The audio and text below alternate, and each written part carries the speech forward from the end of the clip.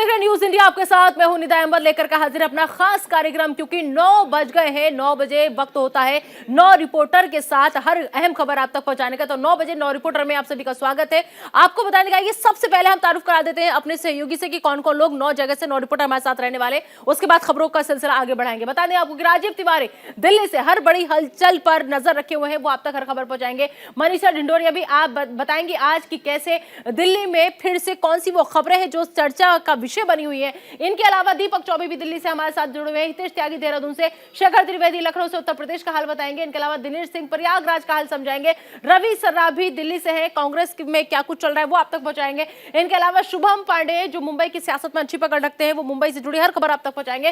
साथ ही साथ नमित त्यागी आपको बताएंगे कि दिल्ली में आज अहम सुनवाई जो है वो होने जा रही है मेयर पद के चुनाव को लेकर के। तो 9 बजे 9 रिपोर्टर के साथ हम हाजिर हैं। और तो चलिए आइए खबरों का सिलसिला आगे बढ़ाते हैं और बात कर लेते हैं सबसे पहले बड़ी खबर की, क्योंकि अडानी पर आज फिर से हंगामे के आसार जो है वो नजर आ रहे हैं। क्योंकि आज भी संसद में अडानी ग्रुप का मुद्दा जो है वो उठेगा। हिंडनबर्ग की रिपोर्ट पर विपक्ष जो है वो लगातार हल्ला बोल रहा है और ऐसे में देखना होगा कि कल जैसे ही कार्रवाई शुरू हुई राज्यसभा लोकसभा की, लेकिन हंगामे के चलते पहले 2 बजे तक के लिए स्थगित किया गया। फिर 2 बजे जैसे ही कार्रवाई शुरू हुई उसके बाद फिर आज 11 बजे तक के लिए स्थगित कर दिया गया था। लेकिन अब जब फिर से कार्रवाई शुरू होगी तो हंगामे के आसार जो है वो नजर आ रहे हैं, क्योंकि अडानी पर आज फिर से हंगामा होगा। विपक्ष जो है वो सरकार से जवाब चाहता है, विपक्ष जो है इस मुद्दे पर चर्चा चाहता है, सदन में इस मुद्दे को उठाना चाहता है, लेकिन सरकार जो है वो इस पर बात करना अभी फिलहाल नहीं चाह रही है। सरकार का ये कहना है कि पहले बाकी और जो मुद्दे हैं उन पर बातचीत हो जाए, लेकिन विपक्ष लगातार अडानी के मुद्दे पर अड़ा हुआ है, अडानी के मुद्दे पर हल्ला बोला हुआ है। और इस खबर पर ज्यादा बातचीत कराइए, सीधा रुक करेंगे हमारे सहयोगी राजीव तिवारी का। राजीव, जिस तरीके से कल हमने देखा कि कल भी बातचीत जो थी वो नहीं हुई, किसी बात पर चर्चा नहीं हुई, कोई भी मुद्दा नहीं उठा, सिर्फ और सिर्फ जो सदन की कार्रवाई थी वो पूरी हंगामे की भेंट चढ़ गई। क्या आज भी उम्मीद यही करें कि आज भी संसद में अडानी ग्रुप का मुद्दा जो है वो उठेगा, क्योंकि विपक्ष लगातार हमलावर है?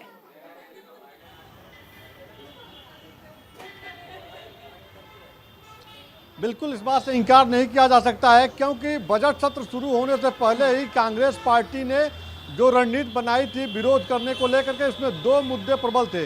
एक तो अडानी ग्रुप में जो निवेश हुआ है और साथ ही जो रिपोर्ट उनकी कंपनी को लेकर के आई है, तमाम तरह के सवाल खड़े हुए थे। तो इसको लेकर के विपक्ष और कांग्रेस ने पूरी तरह से अपना एक रोड मैप तैयार किया कि कैसे पार्लियामेंट में इसे उठाना है। LIC का जो निवेश हुआ है या SBI की जो लोन जो सेंक्शन हुआ है, तमाम तरह की बातें सामने आ रही हैं। साथ ही BBC डॉक्यूमेंट्री को लेकर के भी विपक्ष जो है सरकार को घेरने में की तैयारी में है। तो अभी अडानी का मसला पार्लियामेंट में चल रहा है। जिस तरह से कल हंगामा हुआ तो विपक्ष के जो नेता हैं आज भी हंगामा करने के पूरी तरह से मूड में है। आपको बताऊं कि जो तेलंगाना राष्ट्र समिति है, तेलंगाना पार्टी है, भारत राष्ट्र समिति, जो उसके सांसद जो हैं वो भी पूरी तरह से तैयारी में जुटे हुए हैं। विपक्षी दल जो क्षेत्रीय विपक्षी दल हैं उनके जो सांसद हैं वो सब पूरी तरह से लामबंद है। तो माना जा सकता है कि आज भी जो है यह मसला उठेगा और सरकार को जो है घेरने की कोशिश। विपक्ष जो है राजीव वो लगातार ये बात उठा रहा है कि ये सब कुछ अभी रिपोर्ट अभी सामने आई है, लेकिन अडानी पर राहुल गांधी लगातार हमलावर रहे हैं। अडानी अंबानी दो ही चेहरे ऐसे होते थे जो उनके हर स्पीच में होते थे, हर प्रेस कॉन्फ्रेंस में होते थे। वो ये कह रहे हैं कि अगर वक्त रहते राहुल गांधी की बात पर ध्यान दे ले सरकार तो आज ये नौबत नहीं आती और आज इतने बड़े जो निवेशक हैं उनका पैसा शायद नहीं डूबने के कगार पर होता, क्योंकि निवेशक सबसे ज्यादा परेशान है इस वक्त। तो सरकार चर्चा से भाग क्यों रही है? सरकार कोई जवाब क्यों नहीं दे रही है? विपक्ष का सवाल इतना है।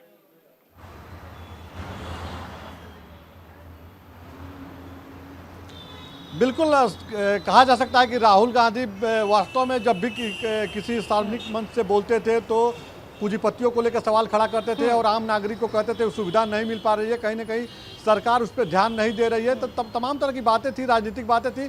लेकिन अब जो बातें सामने आ गई हैं तो विपक्ष उसी राहुल गांधी की बातों को लेकर ही घेर रहा है। जैसा कि आप बता रहे हैं, इस बात से इनकार नहीं किया जा सकता है। लेकिन वही सरकार का भी ये कहना है कि भाई वो पूंजीपति अपने हिसाब से काम किए हैं और लगातार जो भी समस्या है उसका समाधान किया जाएगा। लेकिन इस बात से इनकार नहीं किया जा सकता कि सरकार की तरफ से अभी कोई जो है स्टेटमेंट नहीं दिया जा रहा है विपक्ष की जो मांग है उसको लेकर के। यह मसला बड़ा बनता जा रहा है और इसी को लेकर विपक्ष पूरी तरह से सड़क पे उतरने की तैयारी में। अगर उनका ये कहना है, विपक्ष के जो बड़े नेता उनका कहना है कि अगर पार्लियामेंट में हमारी बात नहीं सुनी जाएगी तो हम लोग सड़क पे उतरेंगे, क्योंकि पूरा मसला अगर देखिए राजनीतिक दृष्टिकोण से देखिए तो सामने चुनाव है। 2023 में 9 राज्यों में विधानसभा चुनाव है, 2024 में लोकसभा चुनाव है। तो राहुल गांधी के बातों को लेकर ही कांग्रेस पार्टी बड़ा मुद्दा बना रही है कि राहुल गांधी हमेशा जो है ये किसानों की, गरीबों की लगातार बातें करते रहे और पूंजीपतियों को लगातार निशाने पर रखे हैं। अगर यह बात सरकार मानती तो वास्तव में यह नौबत नहीं आती। अब सभी लोगों को इस बात का इंतजार है कि सरकार इस विपक्ष के जो सवाल है उसका क्या जवाब दे रही है। फिलहाल अभी अगर देखा जाए तो बजट जो आया है उसको लेकर भी विपक्ष तमाम तरह के सवाल खड़ा कर रहा है कि बजट लोक लुभावना है, बजट में रोजगार का प्राविधान नहीं दिया गया है, रोजगार कैसे सरकार देगी।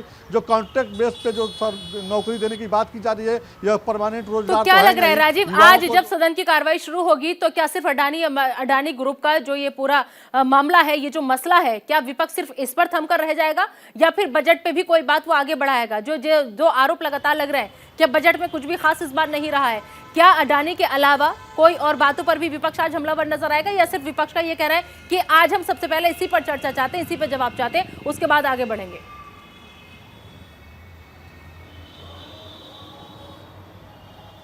देखिए, बजट को लेकर विपक्ष आक्रामक है। उसी दिन बजट 1 फरवरी से जब निर्मला सीतारमण जी के पिटारे से तमाम तरह की चीज़ें निकली, लोगों को बड़ी उम्मीद थी, कुछ लोग उससे संतुष्ट हुए, कुछ लोग नहीं संतुष्ट हुए। तो विपक्ष तो बड़ा मुद्दा बनाया है, विपक्ष ने सबसे बड़ा यही मुद्दा बनाया है कि सारी बातें सही हैं, लेकिन ये बताइए युवाओं को रोजगार कैसे दिया जाएगा? देश में सबसे बड़ी चुनौती रोजगार देने की है।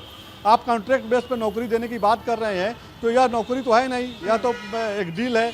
तो ऐसे में युवाओं को कैसे नौकरी दी जाएगी, इसकी बात सरकार नहीं कर रही है। तो एक बड़ा मुद्दा है। लेकिन जहां तक अडानी ग्रुप की बात है, अडानी ग्रुप में जो निवेश हुआ है, जो उसकी रिपोर्ट आई है और जो शेयर मार्केट के जो हालात बने हैं, इसको लेकर विपक्ष पूरी तरह से लामबंद है और लगातार इसी मसले को आगे उठा रहा है। विपक्ष के पास एक और मसला है, बीबीसी डॉक्यूमेंट्री को लेकर के भी वो सरकार को घेरने की तैयारी में है। तो 2 बड़े मुद्दे हैं और इस बजट सत्र में सरकार को घेरने के लिए विपक्ष ने यह 2 बड़े मुद्दे सामने रखे हैं। बजट पे भी सरकार को घेरेगी। फिलहाल जो मामला है अडानी ग्रुप का, यह बड़ा मुद्दा बन गया है और उम्मीद है कि आज भी जो है विपक्ष इस मसले को उठाएगा और संसद में हंगामा देखने को मिलेगा। बिल्कुल, तो 11 बजे तक का इंतजार करना होगा जब सदन की कार्रवाई को शुरू किया जाएगा। चलिए राजीव, बहुत बहुत शुक्रिया, आप नजर बनाए रखिएगा इस तमाम जानकारी के पर। अपडेट आपसे लगातार हम लेते रहेंगे। तो चलिए आगे बढ़ते हैं, जिसका जिक्र लगातार मेरे सहयोगी राजीव तिवारी भी कर रहे थे, बीबीसी की डॉक्यूमेंट्री। दरअसल बीबीसी की डॉक्यूमेंट्री पर आज सुप्रीम कोर्ट में सुनवाई होनी है। डॉक्यूमेंट्री पर लगाई गई रोक को हटाने की मांग पर आज सुनवाई होगी। डॉक्यूमेंट्री की स्क्रीनिंग को लेकर के भी बवाल हुआ था। देश के कई विश्वविद्यालय ऐसे थे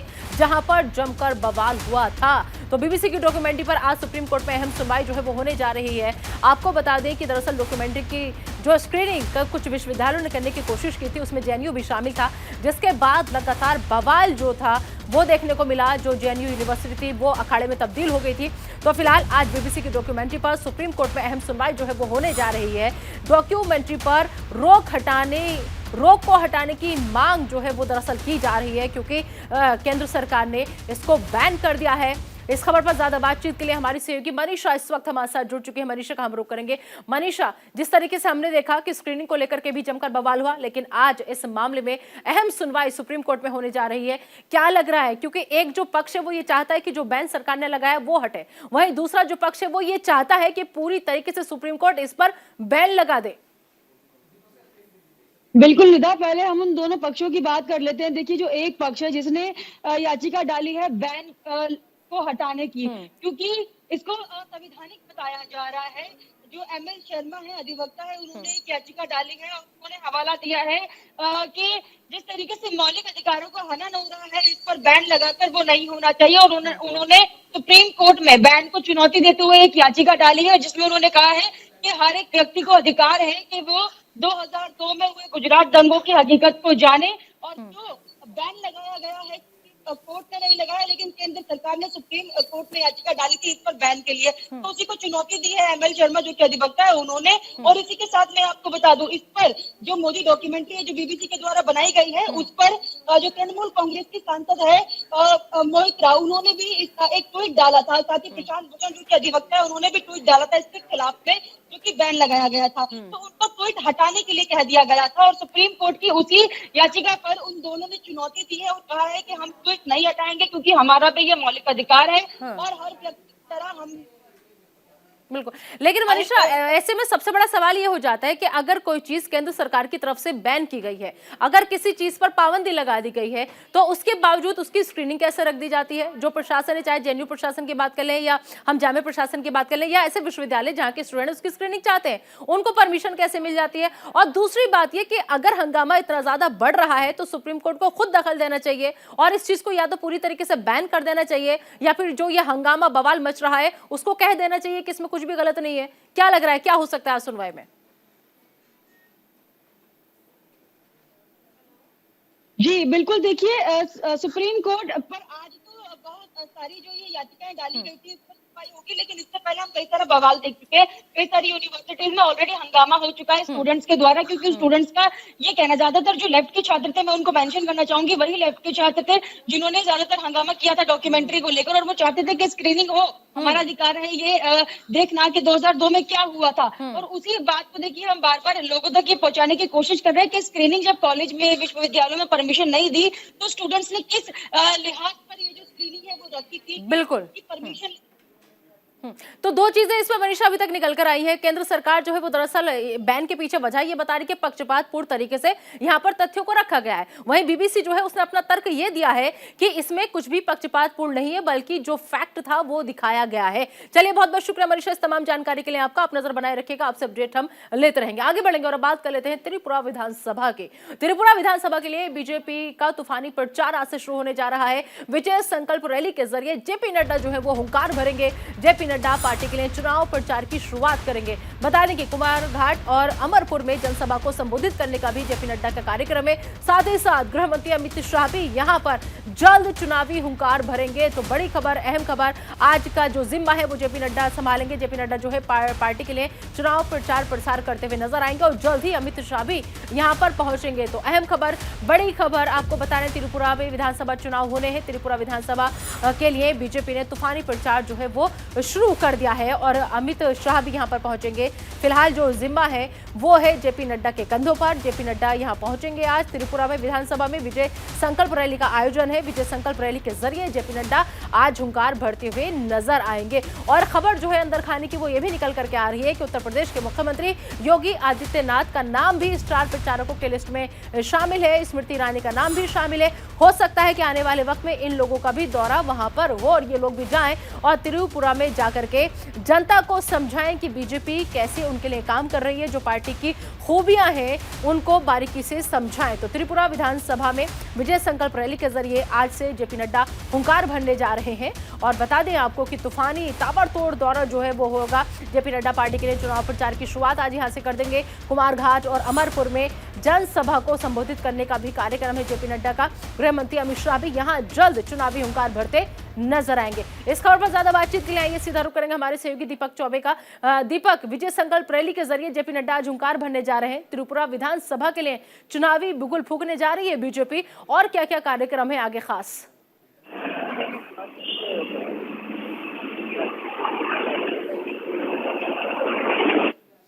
दीपक, आप तक आवाज पहुंच रही है?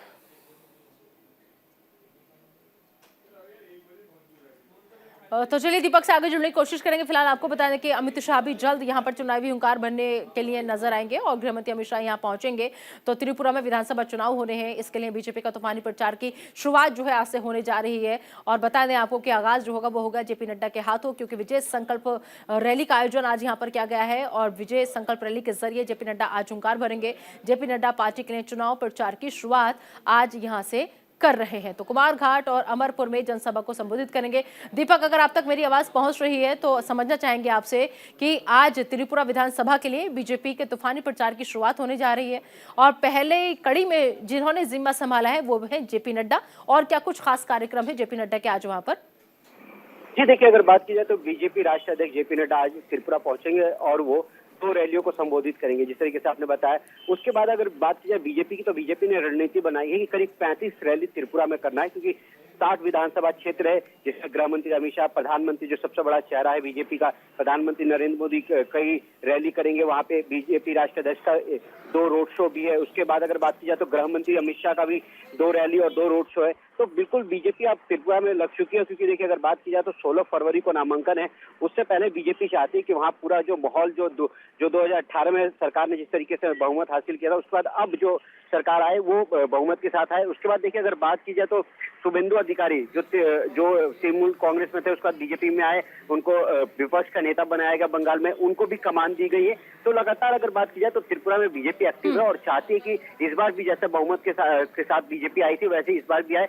हालांकि देखिए अगर बात की जाए तो प्रधानमंत्री का नरेंद्र मोदी का भी 8 या 9 तारीख को वहां पे एक बड़ा रैली हो सकती है, उसकी तैयारी बीजेपी कर रही है। और लगातार जो बीजेपी के जो केंद्र नेतृत्व है अब वो भी त्रिपुरा का दौरा कर रहा है। जिस तरीके से अगर बात की जाए तो त्रिपुरा में लगातार जो पार्टी में जो एक दो नाराजगी थी उसको भी दूर कर दिया गया है। और मानिक सरकार के समय जिस तरीके से सरकार अच्छी चली है उसको घर घर तक पहुंचाने की बीजेपी कोशिश करेगी, डोर टू डोर कैंपेन करेगी, जिसमें कई केंद्रीय मंत्रियों को काम पे लगाया गया है कि आप जनता के बीच में जाइए और जनता से संवाद कीजिए और बताइए कि किस तरीके से बीजेपी ने त्रिपुरा में काम किया है। तो जाहिर सी बात है कि रणनीति के मामले तो नीरा बिल्कुल इसमें कोई दो राय नहीं कि जी बिल्कुल, रणनीति पहले से बहुत पहले से तैयारी कर ली जाती है और यही वजह है कि बीजेपी के बारे में कहा जाता है कि बीजेपी पूरे साल चुनाव लड़ती है, यानी पूरे 365 दिन जमीन पर रहती है। बहुत बहुत शुक्रिया दीपक इस तमाम जानकारी के लिए आपका। चलिए आगे बढ़ेंगे, रुक करेंगे एक बड़ी खबर का। आपको बता दें कि अमूल ने दूध के दामों में बढ़ोतरी कर दी है। अमूल ने दूध पर 3 रुपए प्रति लीटर का इजाफा किया है। आपको बता दें कि 3 फरवरी से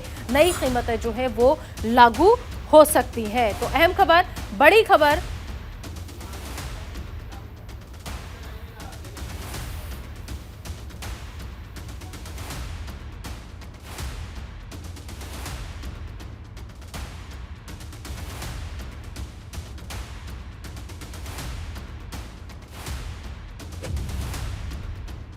हो गई ना।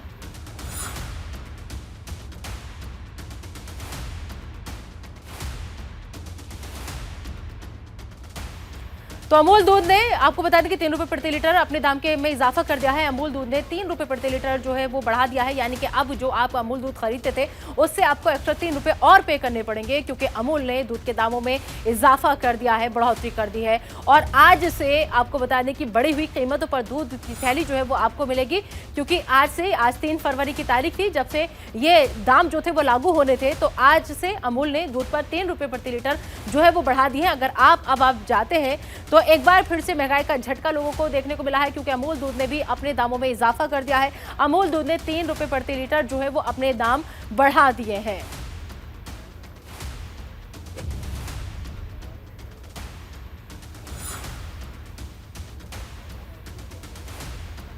और चलिए आगे बढ़ते हैं, रुक करते हैं उत्तराखंड से बड़ी खबर का। आपको बता दें कि उत्तराखंड में लो कैटेगरी एवलांच की चेतावनी जो है वो जारी की गई है। आपदा प्रबंधन विभाग ने अलर्ट जारी किया है। 4 जिले ऐसे हैं जहां पर अलर्ट जारी किया गया है, जिनमें आपको बता दें कि 4 जिलों में चमोली, पिथौरागढ़, रुद्रप्रयाग और उत्तरकाशी ये वो जिले हैं जहां पर अलर्ट जारी किया गया है। एसडीआरएफ एनडीआरएफ की टीम मौके पर तैनात कर दी गई है। तो बड़ी खबर, अहम खबर, 4 जिलों में अलर्ट जारी किया गया है।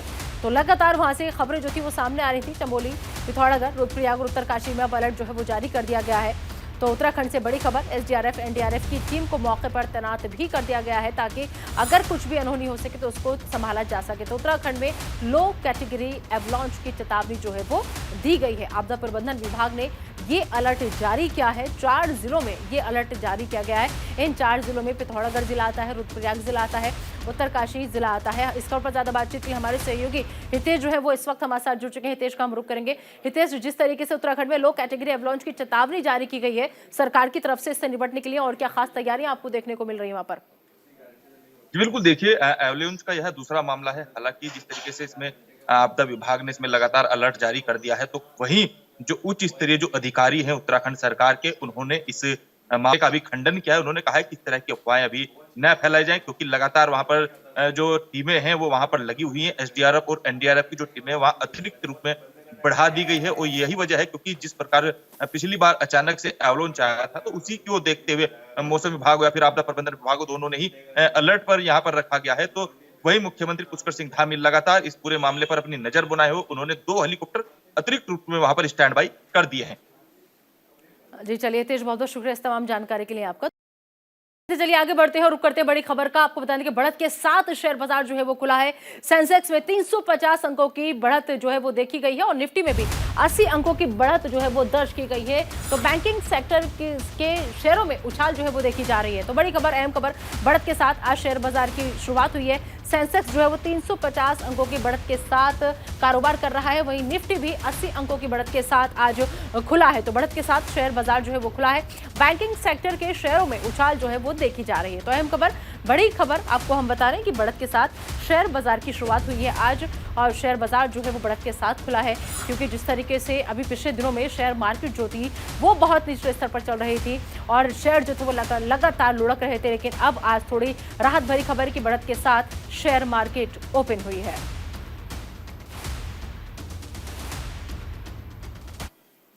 और चलिए आगे बढ़ेंगे, बात करेंगे बीजेपी की। आपको बताने की बजट का देश भर में प्रचार करेगी बीजेपी। केंद्रीय मंत्री 50 बड़े शहरों में बाकायदा प्रेस कॉन्फ्रेंस करेंगे। तो अहम खबर, बड़ी खबर, जो बीजेपी है वो अब देश भर में बजट को लेकर के प्रचार प्रसार करेगी और बड़े शहरों में प्रेस कॉन्फ्रेंस करने का कार्यक्रम किया गया है। केंद्रीय मंत्री 50 बड़े शहरों में प्रेस कॉन्फ्रेंस करेंगे। बीजेपी शासित प्रदेशों के जो मुख्यमंत्री हैं और बीजेपी प्रदेश के जो अध्यक्ष हैं वो प्रेस कॉन्फ्रेंस करेंगे। जेपी नड्डा ने केंद्रीय मंत्रियों के लिए 3 समूह जो है वो भी बना दिए हैं। तो बड़ी खबर, अहम खबर, बजट का देश भर में बीजेपी प्रचार करेगी और 3 समूह बाकायदा इसके लिए बनाए गए हैं और जिसके तहत केंद्रीय मंत्री जो है वो 50 बड़े शहरों में प्रेस कॉन्फ्रेंस करेंगे। इस खबर पर ज्यादा बातचीत के लिए हमारे सहयोगी शेखर आनंद इस वक्त लखनऊ से हमारे साथ जुड़ चुके हैं। शेखर का हम रुख करते हैं। शेखर, जिस तरीके से बीजेपी शासित प्रदेशों के मुख्यमंत्रियों को ये जिम्मा सौंपा गया है कि बजट को आपको प्रेस कॉन्फ्रेंस करके देश भर में लोगों को समझाना है, तो क्या विपक्ष की वो बात मान ली जाए कि बजट ऐसा है कि सरकार खुद भी नहीं समझ पा रही है और यही वजह है कि अब पहले अपने मंत्रियों को समझाया जाएगा, फिर मंत्रियों को जिम्मा सौंपा जाएगा कि आप जाइए और जनता को समझाइए? क्या बजट वाकई में इतना कठिन रहा है कि देश को समझ ही नहीं आया, समझाने की जरूरत पड़ रही बाद में भी?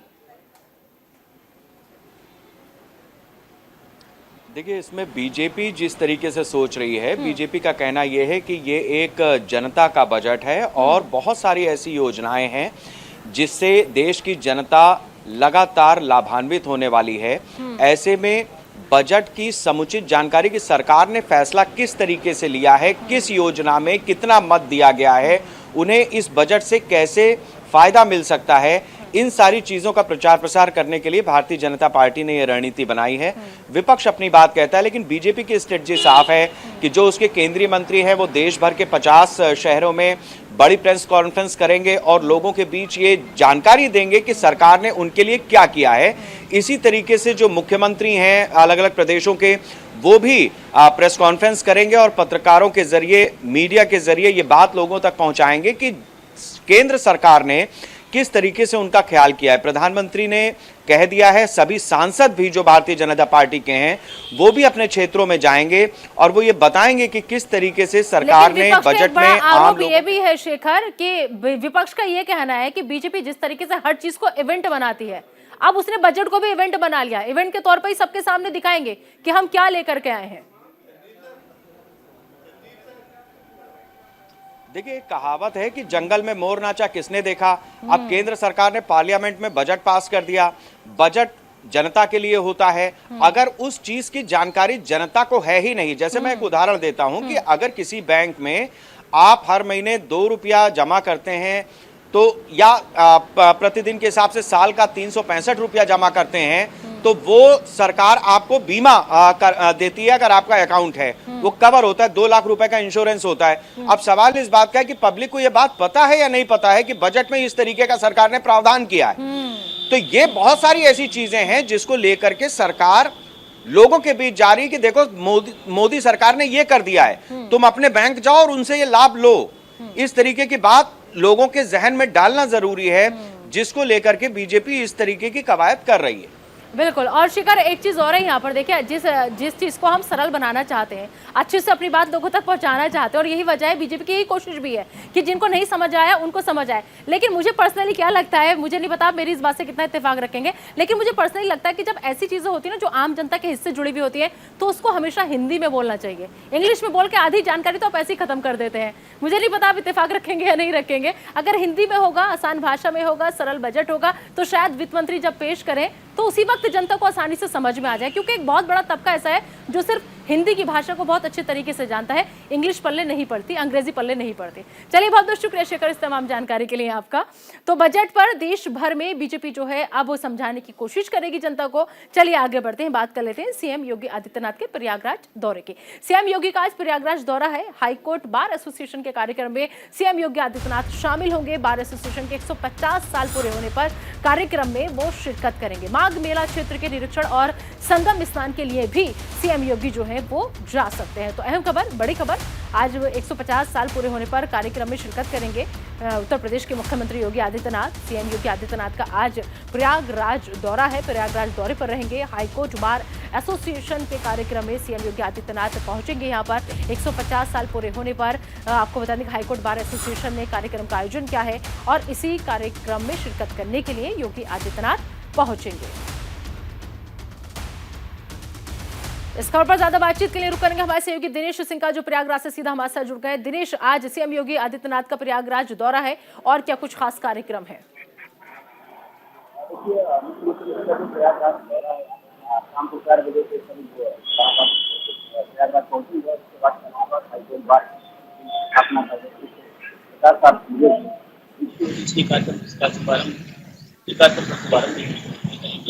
इसके अलावा शायद ऑडियो में कुछ दिक्कत हो रही है दिनेश। फिलहाल अभी माफी के साथ आपको यहीं पर रोकना चाहेंगे। तो बहुत बहुत शुक्रिया आपका इस तमाम जानकारी के लिए जो आप साझा करना चाह रहे थे। चलिए आगे बढ़ेंगे, बात करते हैं अडानी ग्रुप मामले की। अडानी ग्रुप मामले में हंगामे के आसार आज भी हैं, क्योंकि सदन में विपक्ष जो है वो हंगामा कर सकता है। अडानी पर सरकार को घेरने की तैयारी में विपक्ष ने पूरी रणनीति बना रखी है। विपक्षी दलों के साथ कांग्रेस जो है वो आज बैठक भी करेगी। अहम खबर, बड़ी खबर, कांग्रेस आज एक बार फिर से बैठक करेगी। कल विपक्षी दलों के साथ प्रेस कॉन्फ्रेंस कांग्रेस ने की थी, आज अब बैठक करेगी। तो संसद भवन में विपक्षी सांसदों के साथ बैठक जो है वो की जाएगी। तो अडानी पर सरकार को घेरने की तैयारी में विपक्ष पूरा नजर रहा है। विपक्षी दलों के साथ आज कांग्रेस की बैठक का कार्यक्रम है। विपक्षी दलों के साथ कांग्रेस जो है वो बैठक करेगी। तो आज भी आपको बता दें कि संसद भवन में जिस तरीके से लगातार हमने देखा कि कल भी हंगामा हुआ जम करके, और आज भी अडानी ग्रुप मामले में हंगामे के आसार जो है वो नजर आ रहे हैं। 11 बजे तक का वक्त, जब 11 बजे सदन की कार्रवाई सुचारू रूप से चल पाती है कि नहीं चल पाती है, ये देखना होगा। सरकार की कोशिश ये है कि किसी तरह का हंगामा ना हो, लेकिन विपक्ष जो है वो ये चाहता है कि पहले अडानी पर बातचीत हो, अडानी के मुद्दे पर, अडानी ग्रुप के मुद्दे पर चर्चा हो, उसके बाद ही हम आगे बढ़ेंगे। तो फिलहाल विपक्षी दलों के साथ कांग्रेस की अहम बैठक आज होने जा रही है। इधर कांग्रेस अध्यक्ष मल्लिकार्जुन खड़गे ने भी बैठक बुलाई है। संसद कार्यालय में विपक्षी दलों के साथ वो बैठक करेंगे। सुबह 10 बजे विपक्षी नेताओं के साथ मंथन होगा। सदन में विपक्ष की रणनीति पर चर्चा होगी।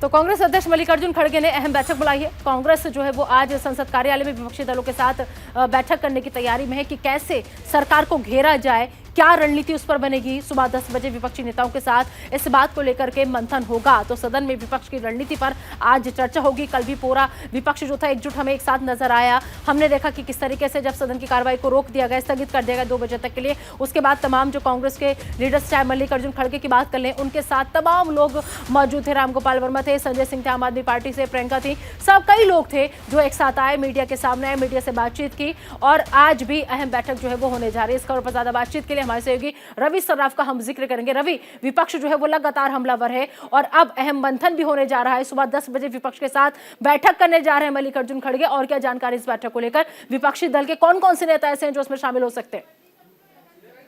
नीता, देखिए तकरीबन 15 से ज्यादा राजनीतिक दल हैं, उसके नेता इस बैठक में शामिल होंगे। कल भी सुबह 10 बजे बैठक मल्लिकार्जुन खड़गे ने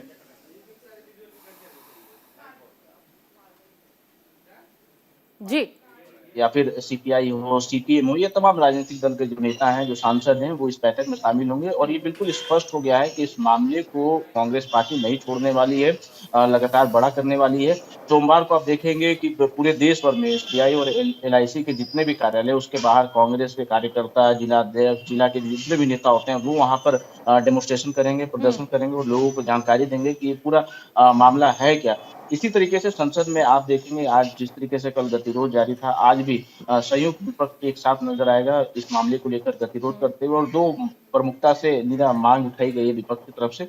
एक मांग ये है कि जेपीसी का गठन किया जाए और दूसरा सुप्रीम कोर्ट की निगरानी में इस पूरे मामले की निष्पक्ष जांच की जाए और डे टू डे रिपोर्ट जो है वो जारी की जाए, यानी कि सार्वजनिक किया जाए। तो इस मामले को कांग्रेस पार्टी छोड़ने वाली नहीं है। आप देखेंगे कि लगातार कल से आज 10 बजे के बाद आप देखेंगे गांधी प्रतिमा के समीप, उसके बाद संसद भवन के अंदर जो सभी सांसद हैं वो आपको प्रदर्शन करते हुए नजर आएंगे। देखना ये होगा कि सरकार का रुख इस पूरे प्रकरण पे क्या है, क्योंकि सरकार की तरफ से आधिकारिक रूप से अब तक कोई बड़ा बयान नहीं निकल कर आया। हाँ, ये बल्कि कहा जा सकता है कि अडानी समूह की तरफ से कल एक बयान आया था, पर वो भी बयान एसपीओ को लेकर था। पर शेयर जिस तरीके से लगातार गिरते जा रहे हैं और मामला जिस तरह से बढ़ते जा रहा है, तो इसमें अडानी समूह की बात कर ले या सरकार की बात करें, आरबीआई की बात करें, अभी तक कोई बड़ा बयान निकल कर नहीं आया। ये तमाम जो कोशिश थी अडानी ग्रुप की, जो वो वीडियो जारी किया गया था उसके जरिए सिर्फ जो निवेशक हैं जिन्होंने पैसा लगाया उनको ये समझाने की कोशिश थी कि आप लोग घबराइए मत, आप लोगों का पैसा वापस कर दिया जाएगा। लेकिन सवाल ये है कि कब किया जाएगा, कैसा किया जाएगा, या फिर ये नौबत क्यों आए कि वो खिसक कर इस पायदान पर पहुंच गए।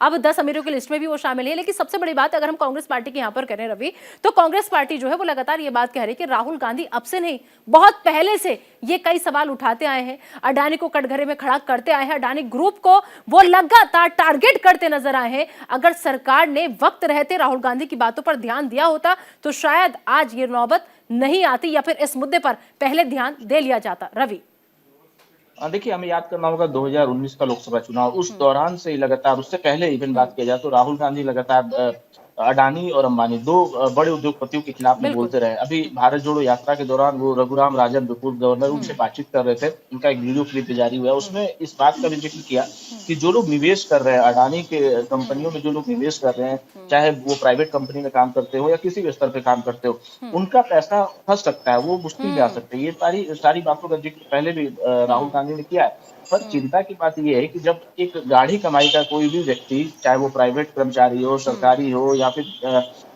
कोई भी हो, अगर वो निवेश करता है, शेयर अगर बाय करता है और उसके पैसे में डूब जाते हैं, ये तो चिंता वाली बात है। दूसरी बड़ी बात ये है कि एलआईसी और एसबीआई जो निवेश अडानी की कंपनी में करती है, उनको लोन दिया जाता है। तो जो निवेशक हैं एलआईसी के, जिनके पैसे एलआईसी में है, एसबीआई में, उनके भी खतरे के जो बादल है वो मंडरा रहे हैं। तो ऐसे में अब आरबीआई की बात करें या सेबी की बात करें, ये सारे संस्थान हैं जिन्हें सामने आकर अपना रुख स्पष्ट करना चाहिए कि आखिरकार चल क्या रहा है और किस तरीके से वो राहत देने वाले हैं। अपने जितने भी खाता धारक हैं, निवेशक हैं, उनको किस तरीके से राहत देंगे। पर इस मामले को डायरेक्ट जनता से जुड़ा हुआ है, इसलिए कांग्रेस पार्टी ने कैच भी कर लिया है। और आप देखेंगे कि लगातार अब इस मामले को कांग्रेस और विपक्षी दल उठाते हुए नजर आएंगे। इसी मुद्दे को लेकर रिपोर्ट के बाद, हिडनबर्ग की जो रिपोर्ट आई उसके बाद आप देखिए कि विपक्ष भी लामबंद हो गया, क्योंकि आपने देखा कि एक यात्रा राहुल गांधी करते हैं, उसमें कई विपक्षी दल के नेता नहीं भी आते। पर ये ऐसा मुद्दा है, लेकिन ये मुद्दा ऐसा है, कल हमने देखा जब प्रेस कॉन्फ्रेंस हुई तो सब लोग एक साथ नजर आए। चलिए रवि, आप नजर बनाए रखिएगा, आपसे अपडेट लगातार हम लेते रहेंगे। फिलहाल इस तमाम जानकारी के लिए आपका बहुत बहुत शुक्रिया। चलिए आगे बढ़ेंगे, एक बड़ी खबर का रुख कर लेते हैं। बता दें आपको कि एयर इंडिया के विमान की इमरजेंसी लैंडिंग जो है वो कराई गई है। इंजन में आग लगने के बाद इमरजेंसी लैंडिंग कराई गई है। अबू धाबी एयरपोर्ट पर विमान जो था वो वापस लौटा। विमान में सभी यात्री फिलहाल सुरक्षित हैं, तो गनीमत यह है कि सभी यात्री सुरक्षित हैं। राहत भरी खबर यह है कि किसी को कोई नुकसान नहीं पहुंचा है। दरअसल अबू धाबी से कालीकट ये विमान जो है वो आ रहा था, लेकिन अचानक से कुछ खराबी इसमें आ गई और जिसके बाद इमरजेंसी लैंडिंग जो है वो कराई गई।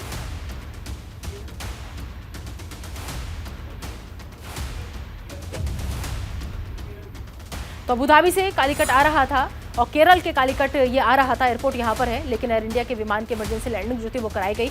इंजन में दरअसल आग लगी और आग लगने के बाद इमरजेंसी लैंडिंग जो है वो कराई गई। लेकिन गनीमत ये रही कि प्लेन जो था एयरपोर्ट पर वापस, अबू धाबी एयरपोर्ट पर वापस विमान लौट गया, लेकिन विमान में मौजूद सभी यात्री जो है वो सुरक्षित हैं। और अब बात मुंबई की। मुंबई से जल्द शुरू होंगी 2 वंदे भारत ट्रेन। 9वीं वंदे भारत परीक्षण के लिए मुंबई पहुंच चुकी है और 10 फरवरी को प्रधानमंत्री नरेंद्र मोदी वंदे भारत की सौगात मुंबई वासियों को दे सकते हैं। तो दोनों ट्रेनों का निर्माण चेन्नई की कोच फैक्ट्री में किया गया है। बड़ी खबर, अहम खबर, मुंबई से जल्द 2 वंदे भारत ट्रेन जो है वो शुरू होंगी। 9वीं वंदे भारत परीक्षण के लिए मुंबई जो है वो पहुंच चुकी है। अहम खबर, बड़ी खबर। और बता दें आपको कि 10 फरवरी को प्रधानमंत्री नरेंद्र मोदी जो है वो वंदे भारत की सौगात दे सकते हैं। तो दोनों ट्रेनों का निर्माण चेन्नई की कोच फैक्ट्री में किया गया है। तो मुंबई को वंदे भारत की सौगात मिलने जा रही है और इस महीने मिल जाएगी। 6 फरवरी तक मुंबई जो है ये दोनों ट्रेनें पहुंच जाएंगी। तो 9वीं वंदे भारत के परीक्षण के लिए मुंबई पहुंची है।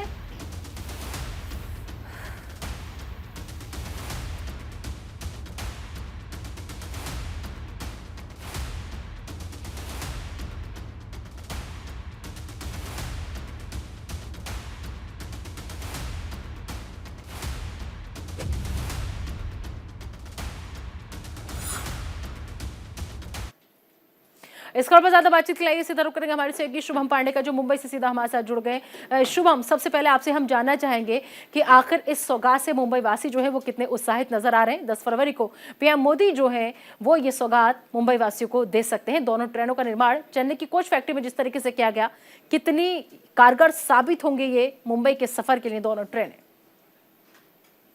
देखिए बिल्कुल रीता जी, ये 2 नई वंदे भारत एक्सप्रेस जो है मुंबई से सौगात दी जाएगी। पहली जो है मुंबई से साई नगर सिटी, यानी साईं बाबा के दर पे तमाम भक्त पूरे देश भर से आते हैं, उनके सफर जो है वो आसान हो जाएंगे, क्योंकि मुंबई से नासिक जाने के लिए बहुत बड़ी मशक्कत करनी पड़ता है। अमूमन लोग देखते हैं कि बाय रोड यहाँ पर जाने का प्लान करते हैं, लेकिन अब ये वंदे भारत जब शुरू हो जाएगी तो उससे कहीं न कहीं समय की बचत होगी और आराम से लोग एक स्थान से दूसरे स्थान पहुंच सकते हैं। दूसरी जो ट्रेन की सौगात है वंदे भारत की, वो मुंबई से सोलापुर तक की है, यानी ये महज दोनों जो जगह है 6-6 घंटे तक पहुंचाने का जो समय रखा गया है कि 6 घंटे के भीतर ही आप ये दोनों जिलों में पहुंच सकते हैं। देखिए यहाँ पर ये जो मुंबई से सोलापुर की जो वंदे भारत ट्रेन है, ये 19 जनवरी को ही हरी झंडी दिखानी थी। जब 19 जनवरी को प्रधानमंत्री नरेंद्र मोदी मुंबई दौरे पर थे, तभी ये प्लान रखा गया था इसे हरी झंडी दिखाया जाए, लेकिन प्रधानमंत्री कार्यालय की तरफ से इसे मंजूरी नहीं मिली थी। लेकिन अब जिस तरीके से 10 फरवरी को वापस से पीएम मोदी मुंबई दौरे पे आ रहे, तो दोनों जो वंदे भारत की ट्रेन है उन्हें हरी झंडी दिखाएंगे। यहाँ पर जो शिरडी की अगर बात करें तो सबसे ज्यादा इसका अगर उपयोग होगा तो मुंबई से शिरडी, क्योंकि पर्यटन स्थल है शिरडी, यहाँ पे साईं बाबा के दर पर तमाम भक्तगण जाते हैं, दर्शन करने के लिए जाते हैं। तो ऐसे में वंदे भारत की जो ये 8वीं और 9वीं संस्करण है, ये वहां पर जाएगी और कहीं से कहीं इससे सबसे ज्यादा अगर फायदा होगा तमाम श्रद्धालुओं को होगा, जो मुंबई से बाहर से, गुजरात से, राजस्थान से, दिल्ली से, तमाम से जो लोग शिरडी साईं बाबा दर्शन करने जाते हैं, उनके लिए सबसे ज्यादा आसान होगा। ये ट्रेनें बीती रात जो है मुंबई के छत्रपति शिवाजी महाराज टर्मिनल स्टेशन पर आ चुकी है। अब इसका ट्रायल होगा, इसमें तमाम चीजें बताएंगे। उसके बाद 10 फरवरी को पीएम मोदी से हरी झंडी देकर यहाँ से रवाना करेंगे। इसकी अगर किलोमीटर की बात करें तो महज कुछ 1 घंटे के अंदर 100 किलोमीटर पार करने का जो है वो लक्ष्य रखा गया है कि 1 घंटे के अंदर 100 किलोमीटर की रफ्तार से चलती है। 120 स्पीड है, किलोमीटर प्रति आवर स्पीड है। तो ऐसे में दूरी जो है मुंबई से शिरडी की दूरी जो है वो तकरीबन 350 से 400 किलोमीटर की है। तो ये माना जा सकता है कि 2 से 3 घंटे के अंदर जो है मुंबई से शिरडी आप पहुंच जाएंगे। जी ठीक है शुभम, बहुत बहुत शुक्रिया इस तमाम जानकारी के लिए आपका। तो मुंबई से जल्द 2 वंदे भारत ट्रेन की शुरुआत जो है वो होने जा रही है। पीएम मोदी वंदे भारत की सौगात देंगे। दोनों ट्रेनों का निर्माण चेन्नई की कोच फैक्ट्री में किया गया है और 10 वो तारीख जब पीएम मोदी पहुंचेंगे मुंबई के दौरे पर, तो उसी दौरान सौगात देंगे हरी झंडी दिखा करके। चलिए आगे बढ़ते हैं और बात कर लेते हैं दिल्ली मेरठ चुनाव से जुड़ी बड़ी खबर की। दिल्ली मेरठ चुनाव से जुड़ी बड़ी खबर आपको बता दी कि मेरठ चुनाव मामले में आज सुप्रीम कोर्ट में सुनवाई होनी है। शैली ओबराय की याचिका पर यह सुनवाई होगी। दरअसल समय पर चुनाव कराने की मांग पर यह सुनवाई होनी है, क्योंकि इससे पहले 2 बार चुनाव की तारीख आई, चुनाव का दिन मुकर्रर किया गया, लेकिन दोनों बार टल गए चुनाव। और अब बड़ी खबर यह है कि आज मेरठ चुनाव मामले में सुप्रीम कोर्ट में सुनवाई जो है वो होने जा रही है, क्योंकि आपको बता दें कि शैली ओबराय की याचिका पर सुनवाई जो है वो होगी, क्योंकि शैली ओबराय ने याचिका डाली थी कि तय समय पर जो भी समय तय किया जाए वक्त रहते चुनाव कराए जाए। चुनाव कराने की मांग डाली गई थी शैली ओबराय की तरफ से। शैली ओबराय जो है वो आपकी मेयर पद की उम्मीदवार है, जिन्होंने याचिका दाखिल की थी। तो दिल्ली मेयर चुनाव से जुड़ी ये बड़ी खबर, जिसमें आज सुप्रीम कोर्ट में अहम सुनवाई होनी है मेयर चुनाव मामले में। इस खबर पर ज्यादा बातचीत के लिए आइए सीधा रुक करेंगे हमारे सहयोगी नमित त्यागी का।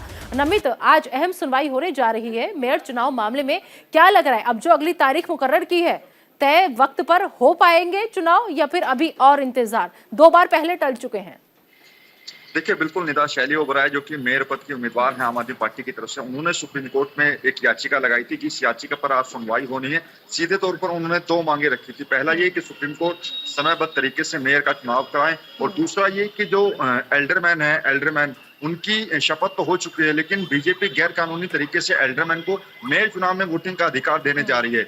इस अधिकार को रोकने के लिए भी जो है सुप्रीम कोर्ट का दरवाजा शैली ओबराय ने खटखटाया है। हालांकि इससे पहले ही 3 दिन पहले ही एलजी ने मेयर चुनाव की नई डेट दी है, यानी कि 6 फरवरी को मेयर के लिए फिर से वोटिंग होगी, निगम की नई बैठक जो है वो बैठेगी। लेकिन सवाल अब भी बना हुआ है क्योंकि पिछले 2 बैठक में तो मेयर की वोटिंग नहीं हो सकी क्योंकि हंगामा हो गया। ऐसे में सवाल है कि 6 फरवरी को क्या मेयर की वोटिंग हो पाएगी। दूसरा सवाल है कि आज जो सुप्रीम कोर्ट सुनवाई करेगा, क्या सुप्रीम कोर्ट केंद्र सरकार को कोई ऐसा आदेश देगा कि समयबद्ध तरीके से निगम की बैठक की जाए और मेयर का चुनाव किया जाए।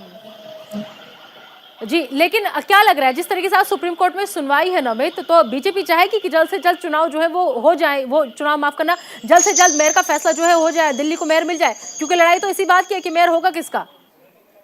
देखिए बिल्कुल सवाल यही, क्योंकि बीजेपी भी यही कह रही है कि हम चाह रहे हैं कि मेयर बने, लेकिन आम आदमी पार्टी लगातार ये कह रही है कि जब हमारे पास पूरे बहुमत है, हमारे पास सारे आंकड़े हमारे पास है, तो क्यों फिर आखिर बीजेपी जो है वो चुनाव से भाग रही है। क्योंकि पिछली 2 बैठकों में यही देखा गया है कि आखिरी समय पे जैसे ही मेयर की वोटिंग शुरू होती है उसी वक्त जो है हंगामा शुरू हो जाता है।